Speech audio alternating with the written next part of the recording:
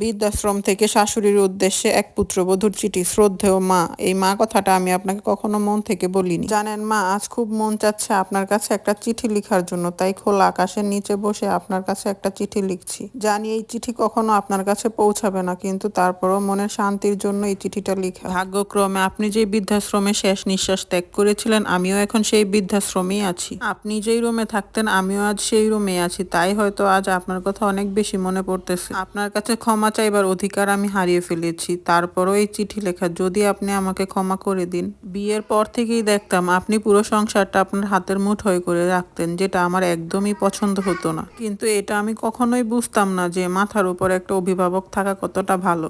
আপনি যখন বলতেন বৌমা যতটা লাগবে ততটাই নাও, লোকসান করো না, তখন আমার অনেক অসহ্য লাগতো। কিন্তু এখন বুঝতে পারি আপনি তো আমাকে না খেয়ে থাকতে বলেননি, আপনি আমাকে লোকসান করতে না করেছিলেন। মাস শেষে আপনার ছেলে যখন পুরো মাসের বেতনটা এনে আপনার হাতে দিত, তখন না অনেক হিংসা হতো আমার। তখন মনে মনে ভাবতাম কবে মুক্তি পাবো আপনার থেকে। আপনার থেকে মুক্তি পাওয়ার জন্য আপনার ছেলের কাছে বায়না করি, সেজন্য আমাকে তার কর্মস্থলে নিয়ে যায়। প্রথম প্রথম সে না মেনে নিলেও পরে কান্নাকাটি করে ঠিকই তাকে মানিয়ে নিয়েছিলাম। দুজনে বেশ ভালোই ছিলাম। তারপর যখন আমি অন্তঃসত্ত্বা হই, ডাক্তার পুরো আমাকে বেড রেস্টে থাকতে বলে, আর তখন আপনার ছেলে গিয়ে আপনাকে নিয়ে আসে। আপনি বাসার সব কাজই করতেন, আমার সেবাও করতেন, তারপরও কেন জানি আমার আপনাকে একদম সহ্যই হতো না। তারপর আমার একটা পুত্র সন্তান হয়। ছেলে আস্তে আস্তে বড় হতে থাকে। ছেলে সবসময় দাদি দাদি করে বেড়াতো, আর এই দাদি শব্দটা শুনলে আমার অনেক রাগ হতো। ছেলেকে ইংলিশ মিডিয়ামে ভর্তি করিয়েছি, কিন্তু আপনি তাকে সবসময় বাংলা ছড়া, বাংলা গল্প শিখাতেন। তারপর ছেলে জিদ করলো সে বাংলা মিডিয়ামে ভর্তি হবে, কিন্তু এটা আমি কোনোভাবেই মেনে নিতে পারছিলাম না। ভাড়া বাড়িতে আমাদের 2টি রুম ছিল।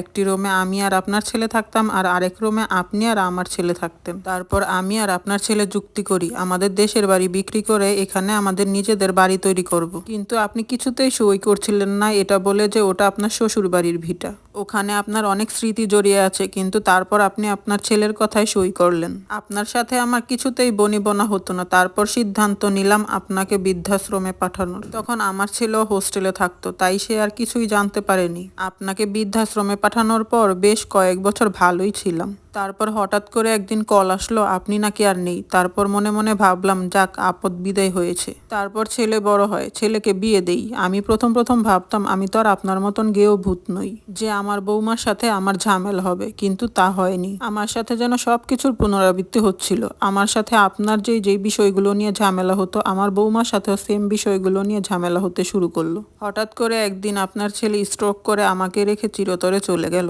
আপনার ছেলের বানানো বাড়িও নাকি আমার ছেলের বউয়ের পছন্দ হচ্ছিল না, সে থাকতে চায় ফ্ল্যাটে। তাই বাড়ি ভেঙে তারা ফ্ল্যাট বানানোর পরিকল্পনা করে। ছেলে আর বৌমা আমাকে বোঝায় বাড়ি ভেঙে ফ্ল্যাট করলে তারা 2টো রুম নিবে, আর বাকিগুলো ভাড়া দিয়ে রাখলে মাস শেষে অনেক টাকা আসবে। জানেন মা, আমিও না আপনার মতো একদমই সই করতে চাইছিলাম না, তো আমার ছেলে অনেক কান্নাকাটি করে শেষ পর্যন্ত আমার থেকে সই করিয়েই নিল।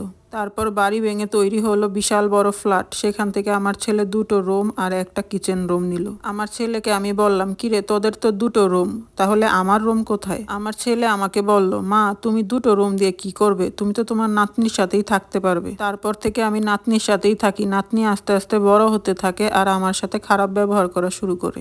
আসলে তার চাই আলাদা একটা নিজস্ব রুম। তারপর আমার ছেলে আর ছেলের বউ পরিকল্পনা করে আমাকে বৃদ্ধাশ্রমে পাঠানোর। আজ আমি বৃদ্ধাশ্রমে, যে বৃদ্ধাশ্রমে একদিন আমি আপনাকে পাঠিয়েছিলাম। ভাগ্যের কি পরিহাস, কখনো ভাবতে পারিনি আমার সাথে এমন একটা ঘটনা ঘটবে।